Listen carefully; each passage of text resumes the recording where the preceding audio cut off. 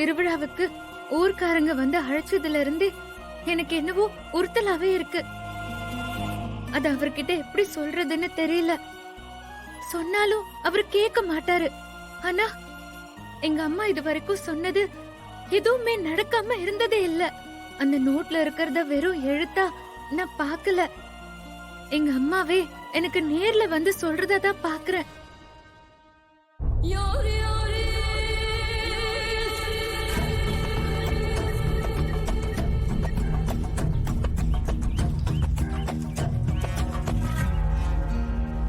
கௌதம், நமக்கு ஒரு super chance கிடைச்சிருக்கு.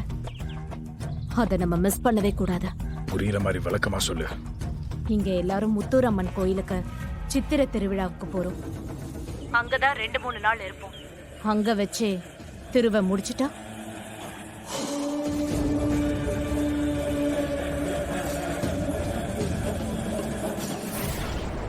கௌதம், என்ன யோசிக்கிறீங்க? சரியான சான்ஸ் இது. அதான் அவனை எப்படி முடிக்கிறதுன்னு யோசிக்கிறேன். திருவிழால வச்சு காதும் காதும் வச்ச மாதிரி திருவை கொன்னுட்டா நம்ம மேல சந்தேகமே வராது. அதுக்கு ஏதாவது பிளான் பண்ணுங்க. சரி, நானும் அந்த திருவிழாக்கு வரேன்.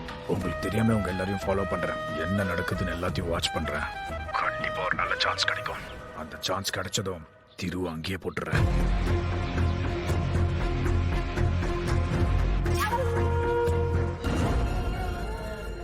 நான் உன்னதான் நம்பி இருக்கேன். 18 நாள் பூஜை செஞ்சா கண்டிப்பா அவர் உயிருக்கு ஆபத்து வராதுன்னு சாமியார் சொன்னதை நம்பிதான் இத்தனை நாள் பூஜை பண்ணிட்டே இருக்கேன். அவர் இப்போ திருவிழாக்கு போற இடத்துல எந்தவித அசம்பாவிதமும் நடக்காம பாத்துக்கோ. கௌதம், எல்லாருமே திருவிழால தான் மும்மரமா இருப்பாங்க. நம்மள சுத்தி என்ன நடக்குதுன்னு யாருமே கவனிக்க மாட்டாங்க. இதை விட பெட்டர் சான்ஸ் நமக்கு கிடைக்கவே கிடைக்காதா? திருவை நாம கொன்னாகணும். அதே சமயம் நம்ம பேரும் வரக்கூடாது. அதுதான் ரொம்ப முக்கியம். சொல்லிட்டல, நான் பாத்துக்கிறேன். திரு திருவிழாக்கு போவான், ஆனா திரும்பி வரமாட்டான்.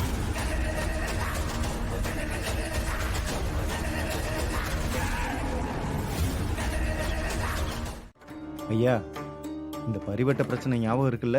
இங்க பாரு, பரசுரம் ஐயா கிட்ட மெல்ல பேசி பாக்குறேன். அவர் ஒத்துக்குவாருங்கிற நம்பிக்கை எனக்கு இருக்கு. அப்படியா? ஆமா, திருவிழா ஏற்பாடெல்லாம் நல்லபடியா போயிட்டு இருக்கா? ஆமாங்க. ஆமாங்க. உங்கள மாதிரி பெரிய மனசு உள்ளவங்களால திருவிழா களை கட்டி இருக்கு. எல்லாம் அந்த அம்மனோட அருள்.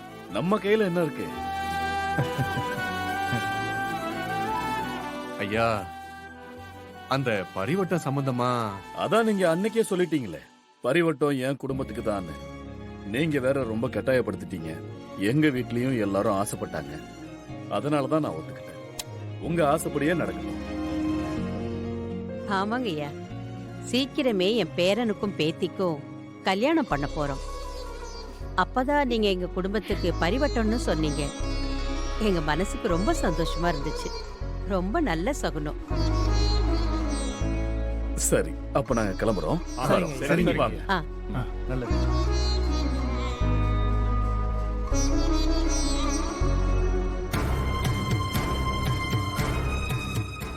என்னங்கய்யா இப்படி ஆகி போச்சு? யோ, அதான் எனக்கு ஒன்னும் புரியல. பரிவட்டத்தை பத்தி பேசலான்னு பார்த்தா அந்த அம்மா கல்யாணம் அது இதுன்னு சொல்லிட்டாங்க. இப்ப போய் எப்படி பரிவட்டம் உங்களுக்கு பதிலா இன்னொருத்தருக்கு தரலான்னு சொல்லி கேக்குறது அவங்க கிட்ட? சரி, இப்ப அதுக்கு என்னதான் வழி?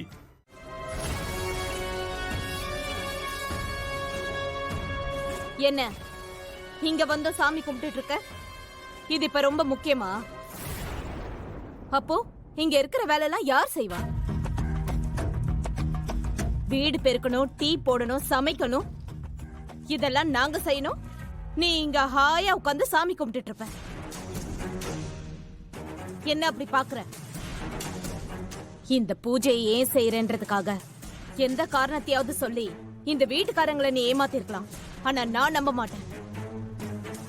ஏன் இந்த பூஜை செய்யறேன்னு சீக்கிரமே கண்டுபிடிக்கிறேன். அப்ப இருக்கு உனக்கு.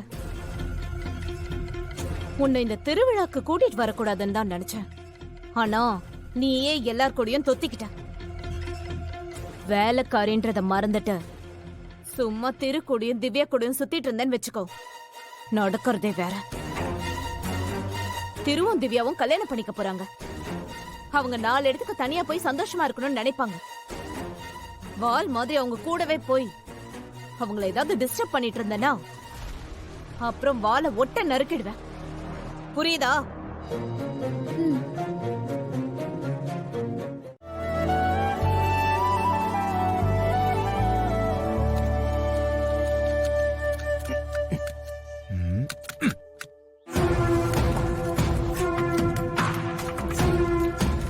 கர்ணா, எவ்வளோ நேரம்டா? சீக்கிரம் தர.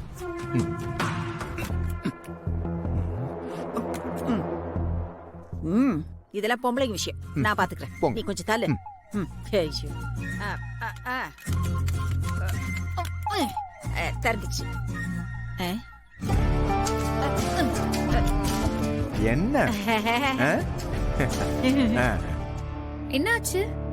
ஓனர் உங்ககிட்ட சரியான சாவியை கொடுத்தாரா இல்ல தப்பான சாவியை கொடுத்தாரா? கதவை திறக்கவே முடியலையே. ஐயோ, அது சரி, இருங்க நான் பாக்குறேன். திறக்கல.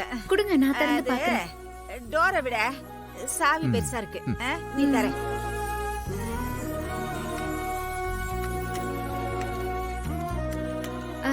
பழைய பூட்டு இல்ல, அதான் திறக்க மாட்டேங்குது.